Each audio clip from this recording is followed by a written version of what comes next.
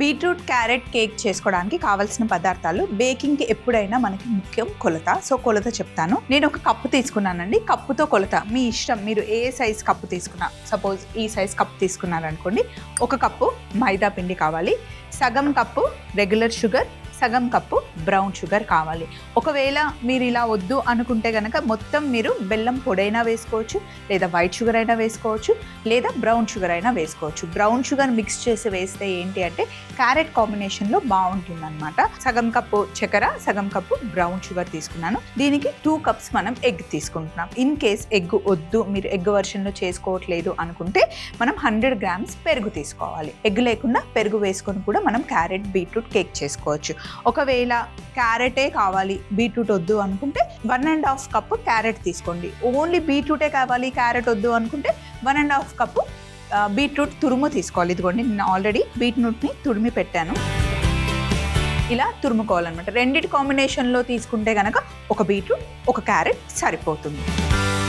అలాగే 1.5 cup oil మనకి కావాలి. సో అన్నీ నేను ఈ కప్పుతో కొలత తీసుకున్నాను అనమాట. అన్నీ ఫుల్ తీసుకున్నాను.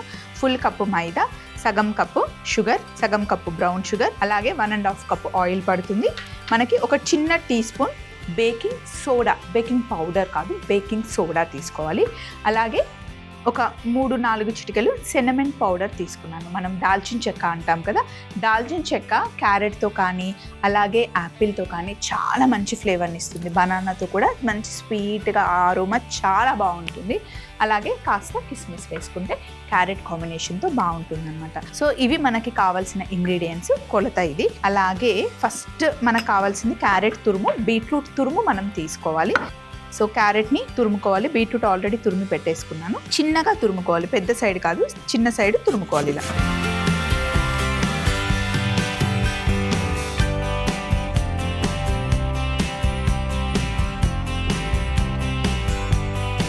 క్యారెట్ బీట్రూట్ 2 తురిమేసుకున్నాం కదా. ఫస్ట్ మనం చేయాల్సింది ఏంటి అంటే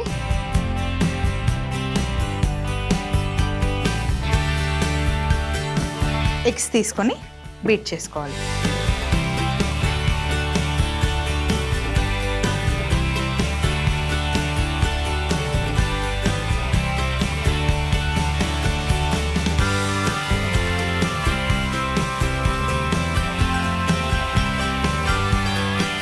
సో ఇప్పుడు ఇందులో మనం చక్కెర వేస్తున్నాం. ఎగ్ కొంచెం బీట్ చేస్తే సరిపోతుంది. అలాగే బ్రౌన్ షుగర్ కూడా వేసేస్తుంది.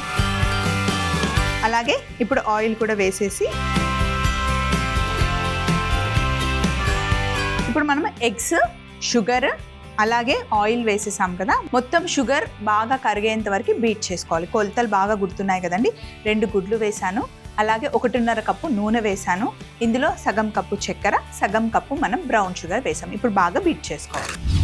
అలాగే ఇందులో మనం వెనీలా ఎసెన్స్ వేసుకోవాలి.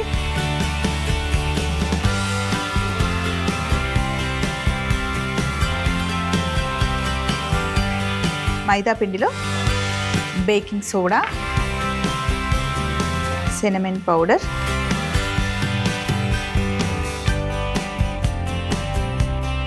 సిన్నమన్ పౌడర్ వేసాను. దీన్ని బాగా మనం మిక్స్ చేసేసుకోవాలి మంచిగా. ఇప్పుడు పిండి ఇందులో వేసేసి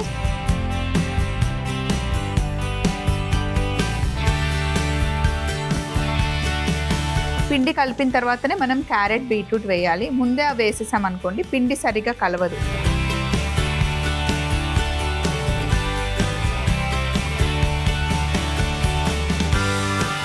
మనం తురుము పెట్టుకున్న క్యారెట్, బీట్రూట్ ఇందులో వేసేయాలి.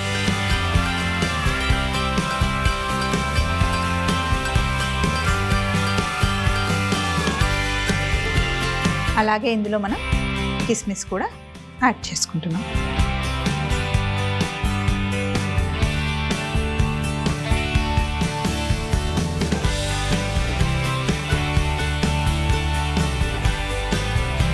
మనకి బ్యాటర్ రెడీగా ఉంది కదా, క్యారెట్ బీట్రూట్ బ్యాటర్. సో ఇప్పుడు నేను బేకింగ్ ట్రే తీసుకున్నాను. దీనికి కొంచెం సైడ్స్ ఆయిల్ అప్లై చేస్తున్నాను. ఇలా ఆయిల్ అప్లై చేసిన తర్వాత కింద మనం బటర్ పేపర్ వేసుకున్నాం. బటర్ పేపర్ వేసిన తర్వాత ఇప్పుడు మనం మిక్స్ చేసుకున్న బ్యాటర్ వేసేసుకోవాలి. ఇందులో మనం బేకింగ్ పౌడర్ వేయలేదు, బేకింగ్ సోడానే వేసాము. మళ్ళీ మీరు బేకింగ్ పౌడర్ వేసుకోకండి.